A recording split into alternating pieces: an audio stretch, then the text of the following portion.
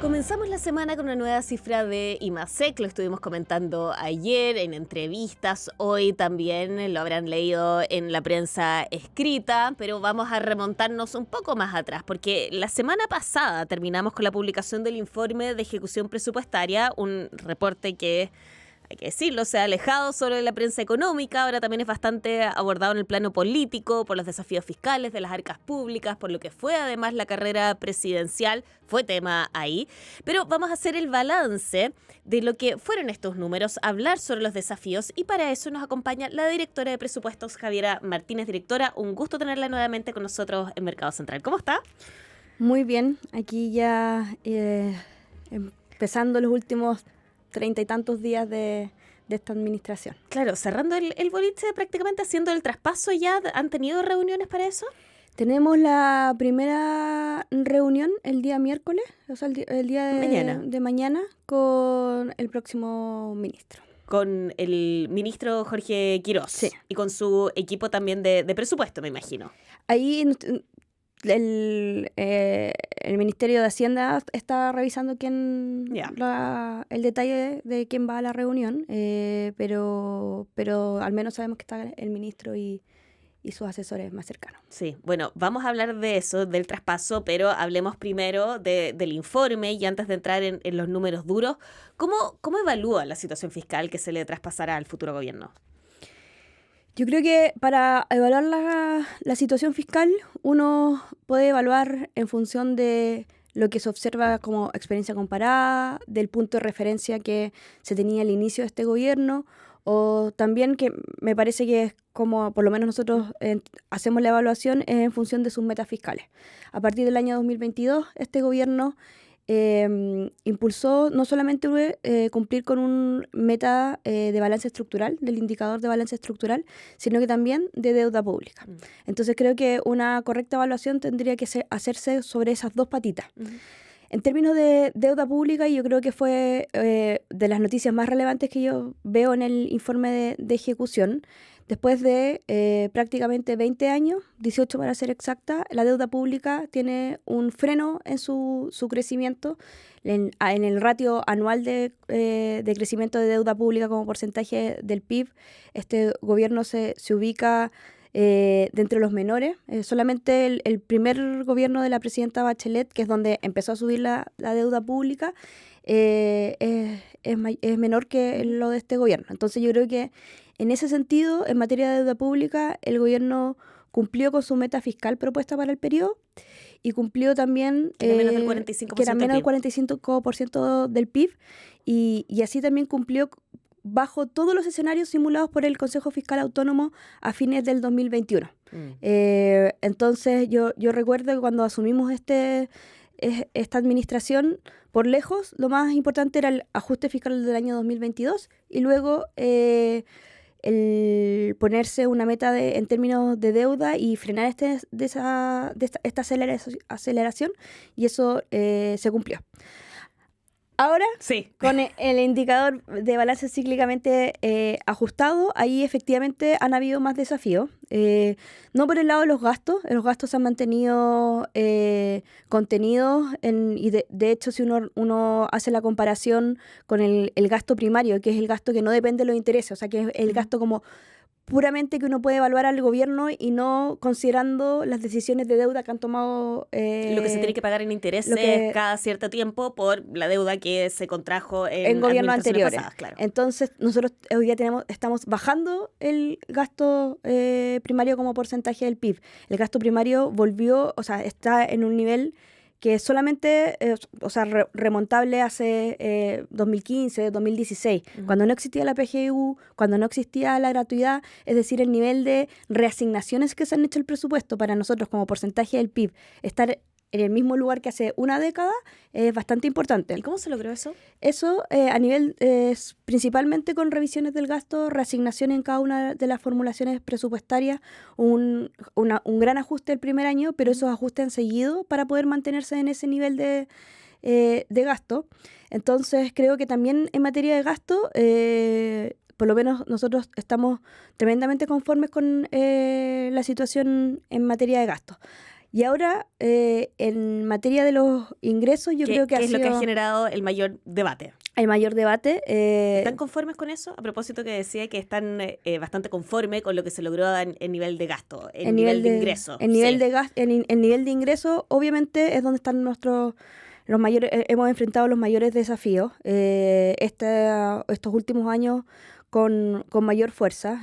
Se tiende a decir que el año 2023 también hubo un desvío importante, pero en términos agregados, en el 2023 los ingresos efectivos fueron mayores a lo estimado. Fue un por ciento menor con una composición distinta, pero fue un por ciento mayor a lo estimado. Pero el año 2024 y 2025 han planteado desafíos importantes en materia de ingresos, y yo creo que ahí el año 2024... Del 2024 al 2025 hicimos una revisión grande de las materias tributarias que se habían legislado. Logramos también ahí limpiar en el fondo la proyección de aquello, pero hoy día estamos viendo que la tributación no minera, esto siempre es la tributación no minera, está en un nivel similar a lo que teníamos también hace 10 años. ¿Qué está pasando ahí? Porque efectivamente el debate se ha centrado en la falla en poder calcular los ingresos en lo que se proyectaba. De hecho, se han hecho... cada vez que se han presentado los números de las arcas fiscales, se han tenido que hacer correcciones sobre eso. ¿Por qué? Este es mi diagnóstico. Primero, creo que cuando uno revisa qué está pasando en otras partes del mundo, efectivamente hoy día tenemos un escenario macro más volátil que antes. Hemos revisado, por ejemplo, tipo de cambios, o sea, cambios en el tipo de cambio relevantes. Eso afecta las proyecciones. Pero acá creo que principalmente la estructura y el comportamiento también de contribuyentes ha sido más complejo de estimar. Eso es por la enorme cantidad de cambios tributarios que han existido, pero cuando uno, y el ministro Grau basó su presentación de la ejecución, revisando, por ejemplo, la recaudación en materia de impuesto a la renta de primera categoría, sin considerar la minería, y ahí observamos que efectivamente, si bien la tasa es del 27%, que después también hay una serie de créditos que se pueden configurar en contra del resultado final de renta. Hoy día, si hayamos estado teniendo una tasa efectiva del 24,3% al promedio los últimos, previo a la pandemia, hoy día estamos en un 21,3%. Eso más o menos significa un 0,2% del PIB, un 0,3% del PIB menos de recaudación. Creo que eso es uno de los componentes más importantes, y de hecho una de las acciones correctivas que el ministro Grau comunicó el día viernes es justamente realizar una comisión que revise qué está pasando con el impuesto en renta, y en particular en primera categoría. Ahora, lo que entiendo entonces es que el sistema es demasiado engorroso, y eso en este minuto está dificultando los cálculos de ingresos. Creo que para tener un diagnóstico absolutamente certero se necesita hacer un estudio más profundo, y por eso está proponiendo la comisión que da de certezas de transversalidad, etcétera. Pero efectivamente hoy día la tasa de recaudación está siendo más baja, más allá de las proyecciones. Igual la tasa de recaudación está siendo más baja de lo que uno esperaría que fuera. También estamos viendo que en materia, por ejemplo, de los pagos provisionales mensuales, tuvimos una sorpresa muy negativa en el último trimestre. Si uno revisa, durante todo el año estuvimos en línea con las proyecciones, y eso también tiene que ver con tu pregunta. Nosotros en el mes de septiembre teníamos un crecimiento del orden del 6,4% de los ingresos, bastante en línea con la proyección final. Pero el último trimestre fue absolutamente negativo en materia de ingresos. Tuvimos sorpresas en el IVA. Esas son las personas, básicamente. Sí, pero ahí también hay una parte importante que es el IVA de las importaciones, que sí o sí va a cambiar con la tasa de cambio, el tipo de cambio. El tipo de cambio bajó en algunos momentos más de 100 pesos de lo que habíamos observado en los otros trimestres. Y eso explica una parte, pero la parte de renta también los ppm y también del ejercicio que mostró el ministro Grau, nosotros entre agosto y diciembre los ppm tuvieron una baja en la recaudación, pero si uno revisa el tipo de contribuyente, los 11 grandes contribuyentes que nosotros no sabemos quiénes son, solamente el valor mínimo agregado que el Servicio de Impuestos Internos te puede dar la información, ellos decrecieron en más de un 20% su tributación. En cambio, todo el resto del sistema de régimen general aumentó en un 7%. Estas son entonces las principales empresas en Chile que estarían pagando menos impuestos, y eso fue lo que provocó el error en el cálculo. Creo que hablaría más bien de una incertidumbre, más que estarían pagando menos impuestos, y eso es la complejidad que tenemos para el próximo año también, porque no sabemos si estos efectos son transitorios, dado que los pagos provisionales mensuales se actúan después como son créditos con rezago, sí, con respecto a la operación renta. Entonces probablemente quizás esto después de la operación renta se recaude lo que no se recaudó ahora. Hay partes que se explica por menores ventas, pero hay otra parte que no se explica por menores ventas. Entonces eso yo creo que más que sacar una conclusión acelerada o apresurada de aquello, es más bien nuestra reflexión, y como ya también vamos de salida, es más bien invitar al estudio de aquello. Eso es parte importante de las desviaciones que se han visto en impuestos, en impuestos de primera categoría. Jorge Quiroz, el ministro de Hacienda entrante, habla de una emergencia económica, y aquí lo cito a él. Él argumenta que no es normal que se haya errado en las proyecciones de déficit en más de 6.000 millones de dólares. ¿Es así? Yo creo que el desafío, o sea, la política fiscal va a ser muy desafiante en los próximos años, no solamente, o sea, por el lado del gasto, si bien logramos contener el gasto durante este periodo de gobierno, las presiones de gasto van a ser importantes hacia adelante, y por otra parte, yo creo que efectivamente hay un desafío en materia de ingresos.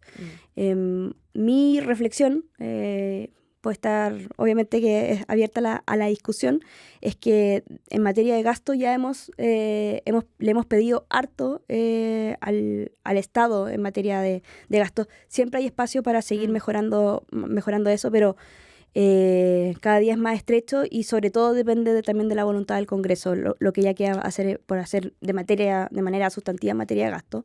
Pero hoy día en materia de ingresos es donde están los mayores desafíos. Con respecto a los desvíos, parte importante de los 6.000 millones de dólares se explican en el cambio o en la revisión que hicimos de las medidas tributarias que tenían que recaudar al año 2024, y esas fueron limpiadas limpiadas como el término informal que ocupamos, de las proyecciones hacia adelante, y eso significó más de 1%, un punto del PIB que se rebajó del mediano plazo en materia de ingresos. ¿Eso de cumplimiento tributario? No, son todas las reformas tributarias que se hicieron entre el 2019 y el año 2022, en enero del 2022, como por ejemplo el financiamiento de la PGU, que por distintas razones, porque son distintas reformas tributarias, pero todas tenían su mayor ingreso el año 2024. Entonces estaba para el año 2024 alrededor de un 2% del PIB, se esperaba que se recaudara por esas medidas, y al final estamos hablando de la corrección fue más bien de menos de un 1% del PIB con esas medidas. En otras palabras, los errores de cálculo o mal cálculos, como uno quiera llamarlo, vienen de el gobierno de Sebastián Piñera en adelante. No diría eso, sino que nosotros somos los que hacemos las proyecciones, y en ese sentido lo que hemos estado trabajando es actualizando la metodología de ingresos. Esa actualización de la metodología de ingresos tiene, por una parte, el trabajar con microdatos, series de tiempos para limpiar los efectos tributarios de nuestras proyecciones. Claramente, que eso fue un ejercicio importante que se hizo. A partir de eso, de hecho, se cambió también la meta fiscal para el año. Claramente eso no ha sido suficiente para revisar qué está pasando con los ingresos. Y yo creo que ahí, si bien esto también ha estado mucho en el campo de la política, sí es importante seguir profundizando qué está sucediendo, en especial con los ingresos de primera categoría.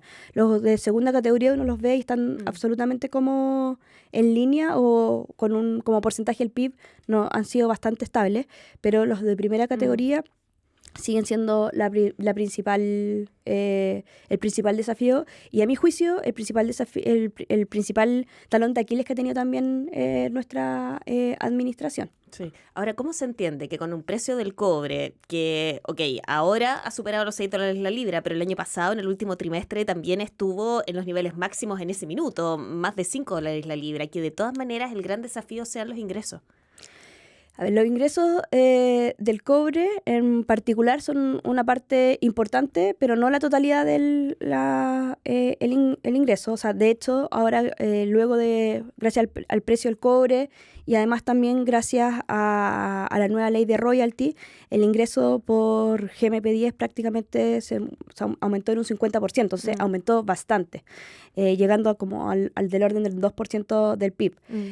Pero es del orden del 2% del PIB, todavía nos falta bastante con respecto, o sea, el IVA sigue siendo el principal ingreso tributario que tiene el fisco, del orden del 48% de la recaudación total es el IVA.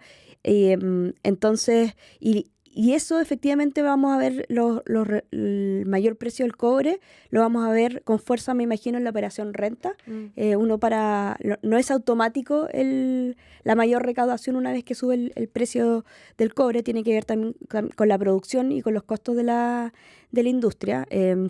Y en materia de producción, y eso también habla con las cifras de IMASEC no minero, también hay cierto rezago todavía. El accidente del teniente para Codelco también fue importante en el último semestre. Y además también, y esto es ya es un tema mucho más técnico, que el mayor precio del cobre no necesariamente es mayor ingreso estructural. Parte importante de los no cumplimientos en términos de balance estructural son porque si el precio de referencia de mediano plazo es menor al precio efectivo, y si no hay un aumento de producción asociado, en realidad el ingreso estructural es menor el ingreso efectivo, y eso puede ser del orden del 0,5%, o sea, menos $1.500 millones, explicado solamente por el mayor precio en función del precio de referencia. Entonces, ahí también la fórmula no es 1 a 1. Sí. Ahora, decía que los cálculos de ingresos han sido el principal talón de Aquiles del gobierno, solamente para entenderlo bien. Yo creo que la proyección de ingresos, que es así, para ser absolutamente por eso, precisa, creo que los cálculos de ingresos en un escenario volátil en materia de los insumos que uno utiliza, me refiero al tipo de cambio, entre otros, sumado a al montón de reformas tributarias acumuladas, unas una sobre otra en ingresos tributarios, y todo eso ha llevado a que efectivamente el cálculo de ingresos sea una variable difícil de proyectar, y hay que entender ese fenómeno que hay detrás. Sí.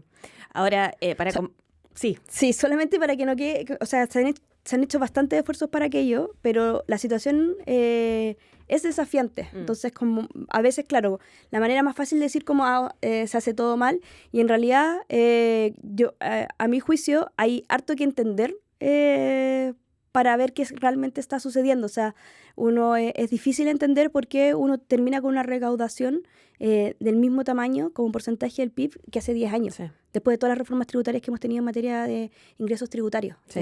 Esto sacando de nuevo la minería. Sí. Bueno, son cálculos complejos, y bueno, ingresó este nuevo equipo hace 4 años también haciendo ajuste en los equipos, y lo pregunto porque el futuro director de presupuesto, José Pablo Gómez, fue jefe de finanzas públicas entre el 2008 y el 2022, es decir, tanto el gobierno de Michelle Bachelet y Sebastián Piñera tenía bastante experiencia acumulada.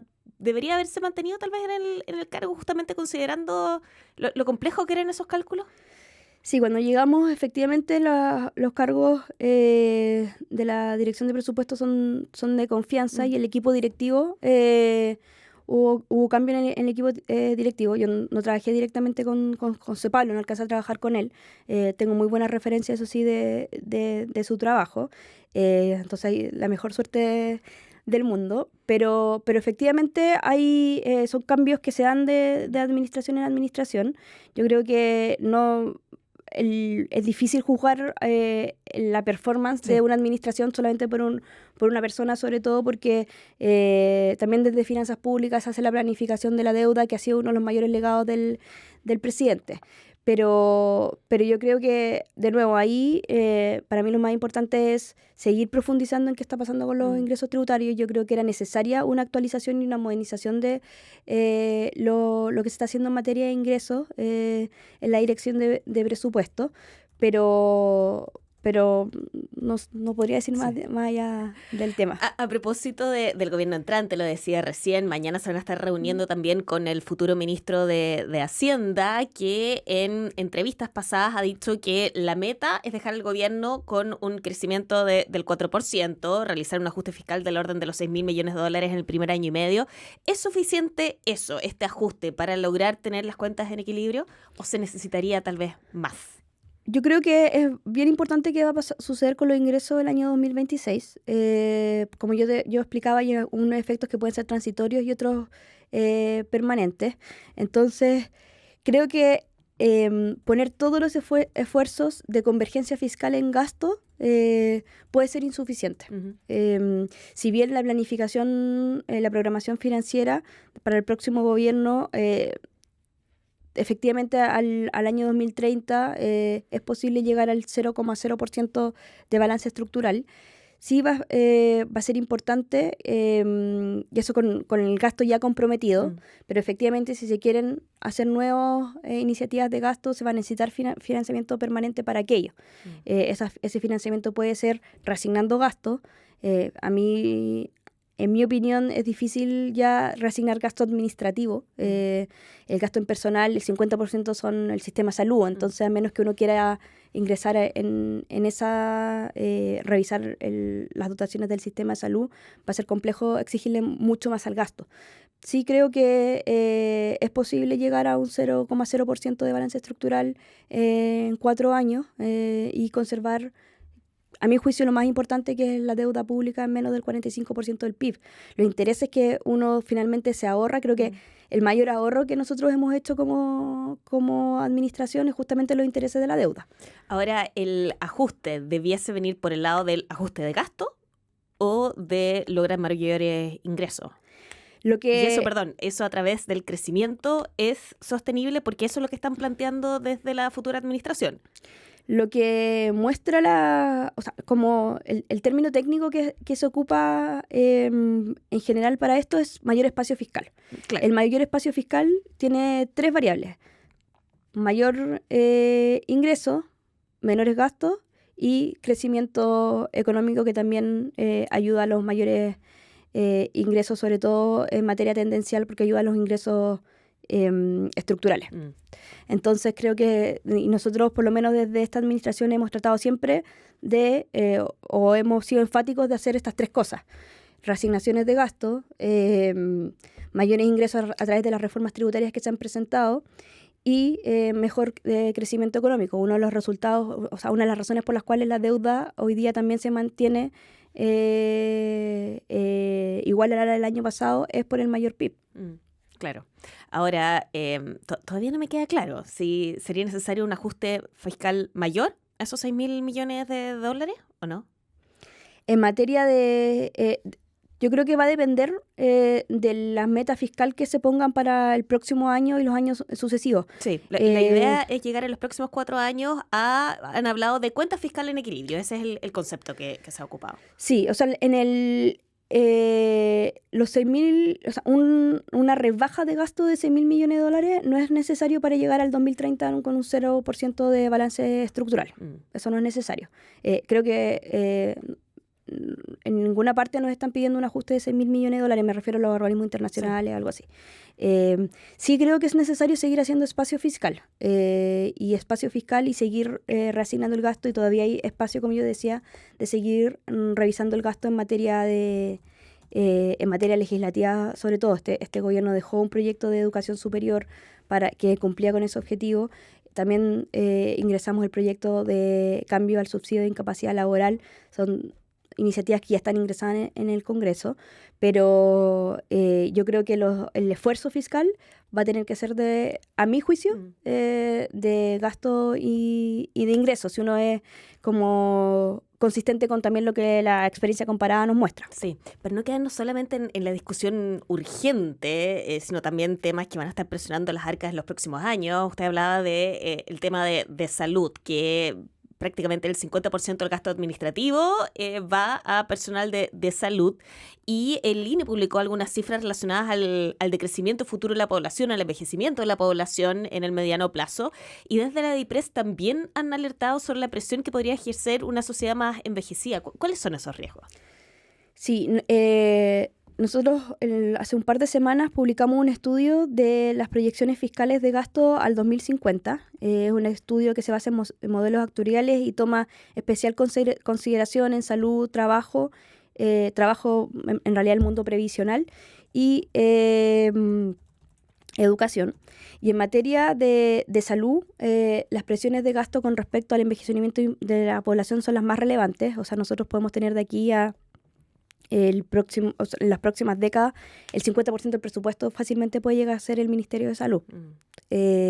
Ahí lo que se observa también y lo que nos advierten las economías más avanzadas que tienen tasas de envejecimiento aún mayores es que las presiones de gasto sobre el sistema de salud, sobre las pensiones y sobre los cuidados son de los temas más importantes y más emergentes que tienen que hacerse cargo. Por suerte nosotros hicimos una reforma de pensiones que se logró y eso ayuda también a la gestión de esa presión de gasto en el mediano plazo.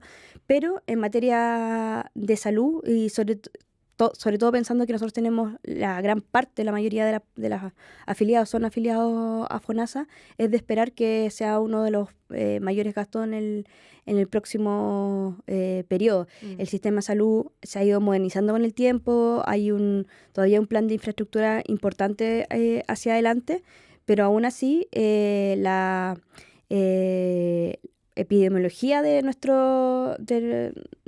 país va cambiando conforme a que se va envejeciendo la pirámide demográfica. Javiera Martínez, directora de presupuestos, muchas gracias por habernos acompañado a Mercado Central. Muchas gracias. Que esté muy bien. Hasta luego.